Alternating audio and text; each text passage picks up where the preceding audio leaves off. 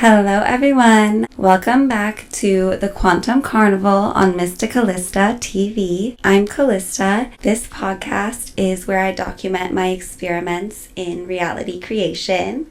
Today's episode is the first in a series called Embodied Esoterica. The idea is when it comes to these esoteric, spiritual, and philosophical concepts that fascinate me, quantum metaphysics, the success metric, BROE, benefit return on energy investment, these concepts are so abstract. They can be a little bit heady. Those two videos were great examples where there wasn't much in the video grounding it to a real life example. It's kind of like, what am I talking about? I'm a triple air sign. I can be so in my head sometimes. That ties into the concept of embodied esoterica in general. These concepts, we don't just learn about them and discuss them. We live them. It's a lived, felt experience of this human life, and a human body is an innate part of that. There is this idea of transcending the body. Even I think Plato's forms, where there's the quintessential forms that are not physical, right? They're not embodied. And then the material things, like our material bodies, are facsimiles, imperfect facsimiles of these quintessential, perfect, abstract templates, I guess you could say. I think that this perspective and mindset kind of trickles down even into New Age conversations, talking about the collective ascension into the fifth dimension, which is one of my favorite topics that I am most passionate about. And it's like, we don't leave physical reality behind when we ascend to the fifth dimension. Like, just like how we still have straight lines and we still have shapes and we still have three-dimensional solids in the fourth dimension, right? We're still going to have fourth dimensional constructs and have access to those when our consciousness is in the fifth dimension, and our body is one of those. It is not going anywhere. And I think that it is so misguided, this idea, not saying that any of us are practicing or advocating the view that the physical body needs to be transcended, but I think, speaking for myself, I can get so into the thought and so into the mental picture and the language of describing these fascinating concepts about spiritual ascension and quantum physics and metaphysical philosophy. These things are experiences that I have embodied access to, and that's such an inseparable facet of discussing these ideas. I really wanted to highlight that in this series. There is no experience of these phenomena without a human body. That's the only way that we experience this reality. As I mentioned, this will be a series, but just getting into the basics of this idea, I have some little video notes outline.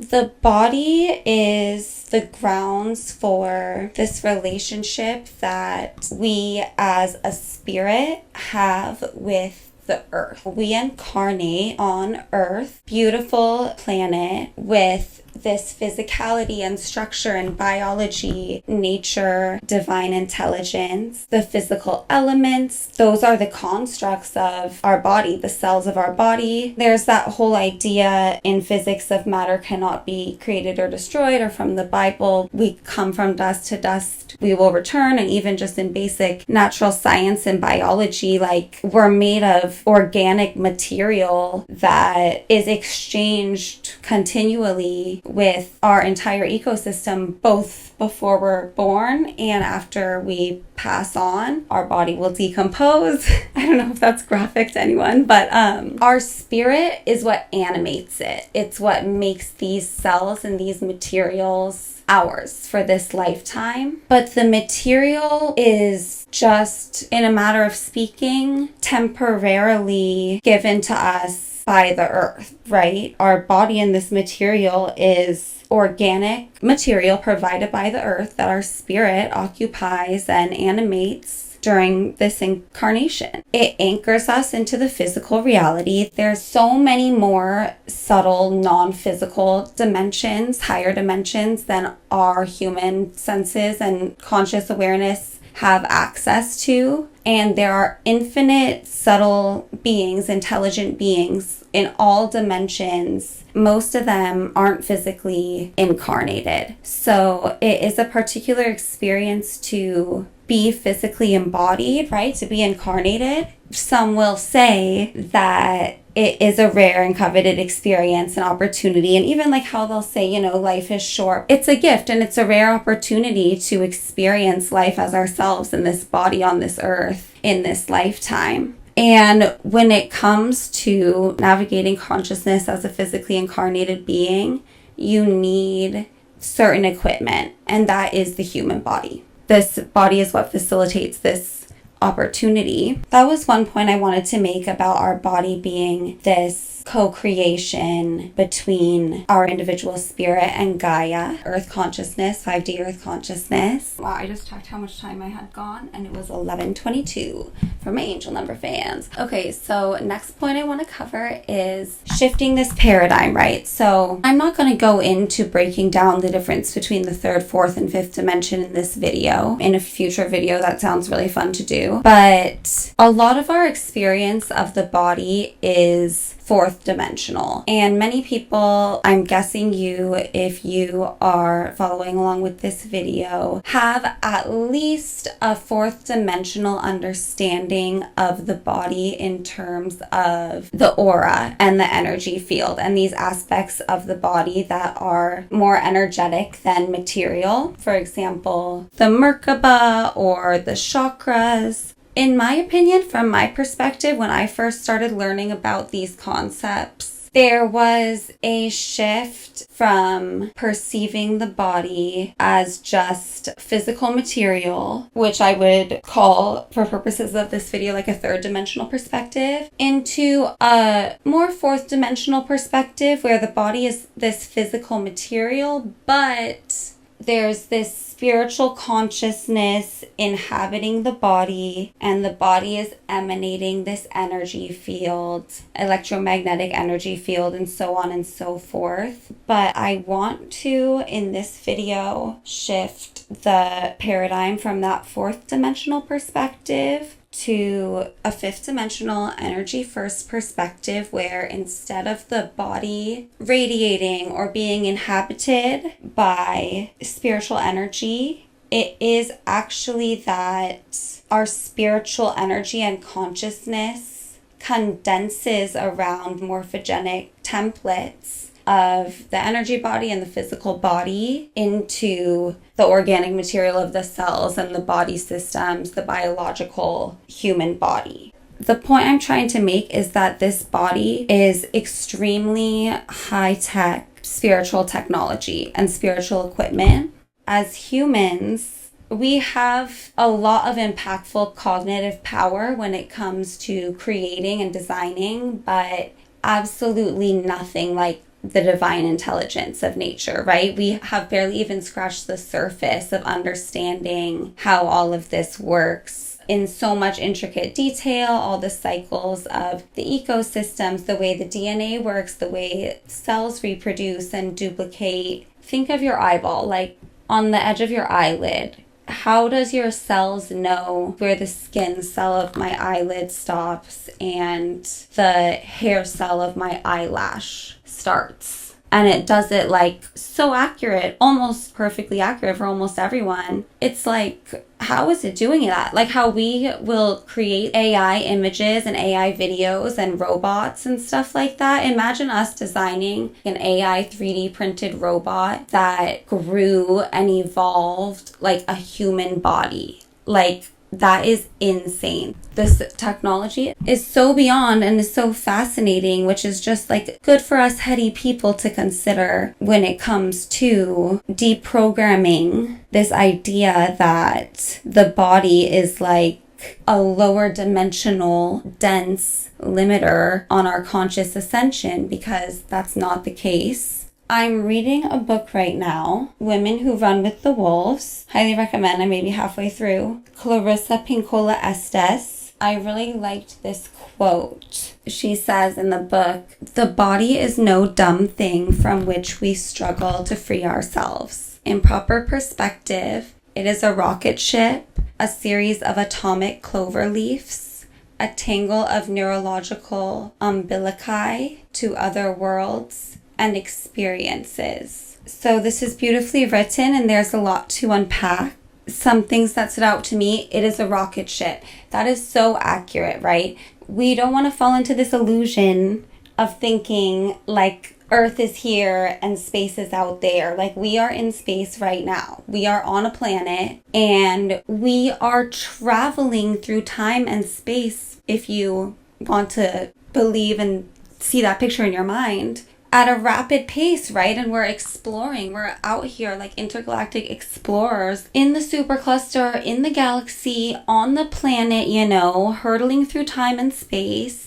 And this is our vehicle, right? Our body is our vehicle for our consciousness. And then a series of atomic clover leaves. So the holofractographic unified field theory, our body is a holographic fractal of the whole entire universe, as well as every single cell within our body is the same, as well as our body is a holographic fractal of every single cell. And these cells are made of energy, right? And when it comes to atoms, there's a nucleus and then there's electrons. And the electrons orbit the nucleus.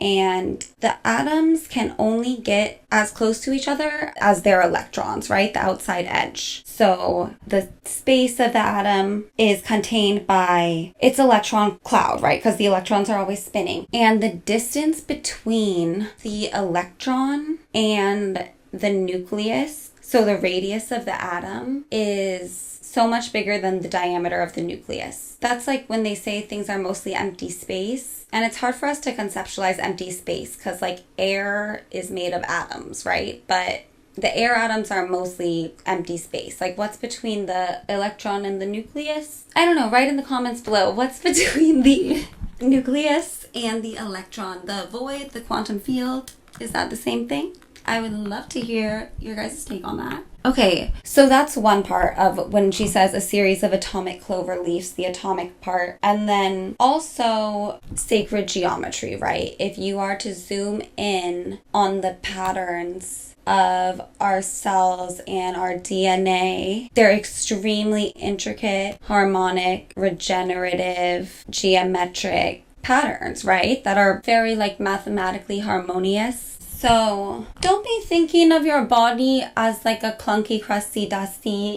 thing that is weighing you down density-wise. In your consciousness, this is a very high-tech, organic, sacred, geometric spaceship that is mostly made out of quantum potential. It's not something that we are on a mission to transcend.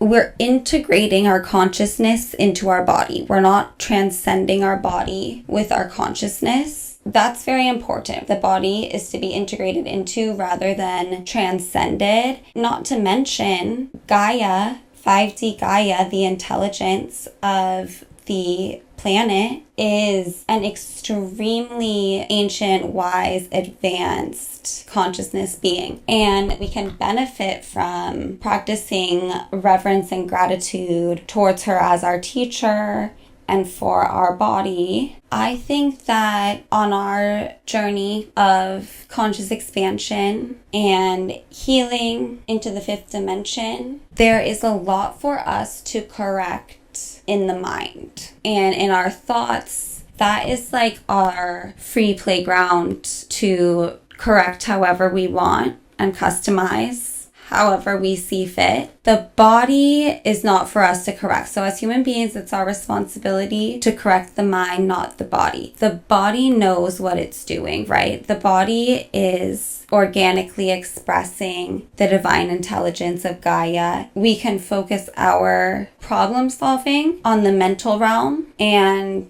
let Gaia handle the physical, organic, biological body processes as she does so well. That brings me to this other quote from Women Who Run with the Wolves, where she says, "The body informs the soul. The body is a god in its own right, a teacher, a mentor, a certified guide. its purpose is to be a repository for memory, to fill us with feeling. That is the supreme psychic nourishment. It is wrong to think of it as a place we leave in order to soar to the spirit. So we come to live this embodied earth experience to learn from Gaia through our body, right? That's a part of our curriculum, so we don't want to skip it. Moving on, I wanted to touch on the concept of body awareness. If you're not driving or operating heavy machinery, let's do a super quick awareness practice if you want to. Let's close our eyes and take a deep breath in through the nose and out through the mouth. Just feel how you feel in your body. Feel the top of your head, back of your head, forehead, left ear, left eye, left eyebrow, right eyebrow, nose, lips, teeth, tongue, chin, cheek, back of the neck, front of the neck, your chest, upper back, left shoulder, left arm, left elbow, left forearm, left hand, right forearm, right elbow, right arm, right shoulder, your upper back, your mid back, your spine, lower back, your ribs, left ribs, right ribs, your stomach, pelvis, left hip, left leg, left knee, left calf, left ankle, left foot, right ankle, right calf, right knee. Okay, that was a little messy, but stay with your eyes closed and let's stay down in the lower body and let's go back to the left foot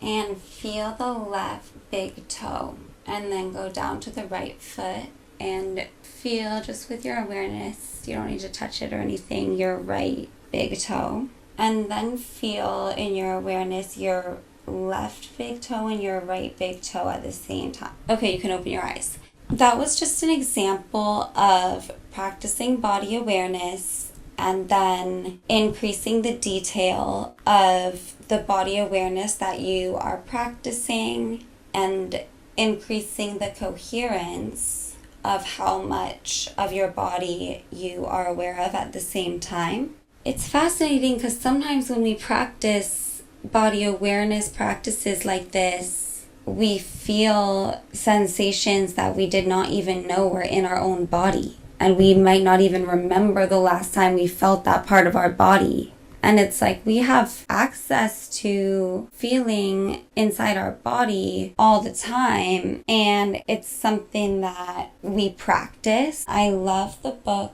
The Power of Now by Eckhart Tolle. And he talks about the inner body. He talks about focusing attention on the inner energy field of the body. Feel the body within. So like, for example, your arm and hand, you might be able to feel your clothes or the air brushing up against your skin, kind of delineating the outer borders of your body. But feel inside, from inside the bone, inside the skin, not just like where your hand is and what it feels like, but feel from inside your hand.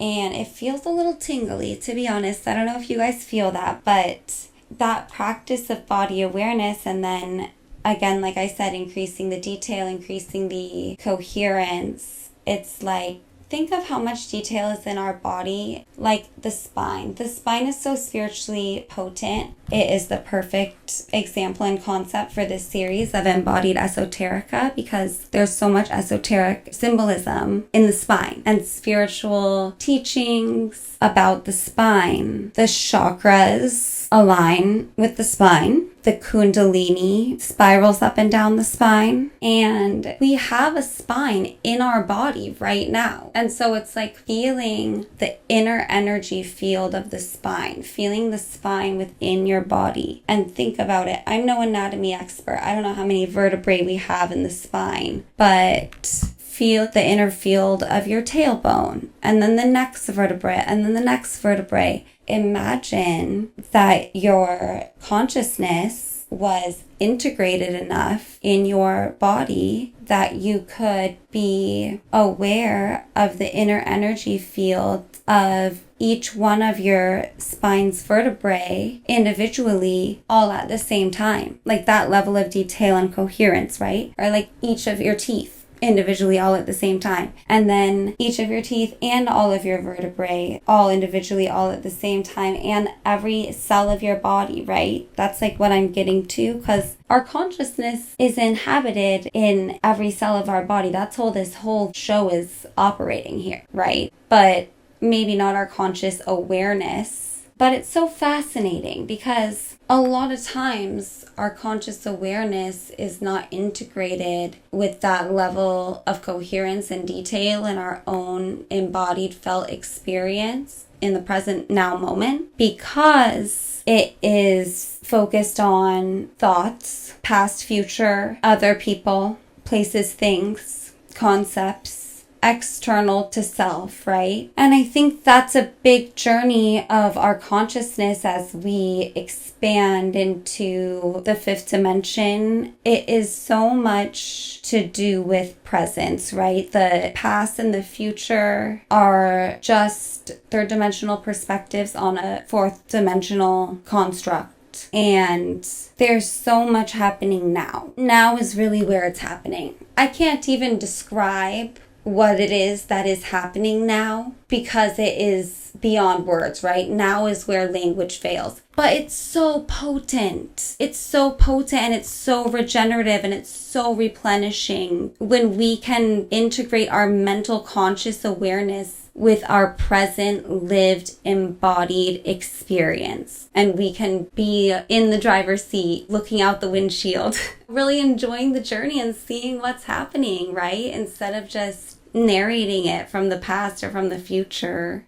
I think that's basically what it means to be fully embodied, is to have fully integrated our conscious awareness into all of the cells of our body individually at the same time. And we're tuned into and experiencing that inner energy field, the inner body that Eckhart Tolle talks about in the now. It is just a practice of continually taking our attention, if needed, from the external, the past, the future, the thoughts, and return to your felt experience here and now from the inner energy field of your body. And as we continue to do that, right, as we become more and more integrated and embodied our consciousness into this organic technology of the human body, will continue to physically ascend our body along with our consciousness into the fifth dimension. More of our DNA will come online. I think it will be really fun and exciting to gain more skill and wisdom around using this organic light body technology. That's the tea. I come back for the future videos in this series. Some topics that I'm excited to cover are yoga, the chakras, neuroplasticity and epigenetics, physical ascension, embodied emotion, holistic health, mysticalista holistica, if you will, health habits and practices, cyclical wellness as a feminine being or otherwise, and beauty, divine feminine beauty practices. I look forward to seeing you next time on Mysticalista TV when you tune into the next episode of Quantum Carnival podcast. Until next time, be blessed.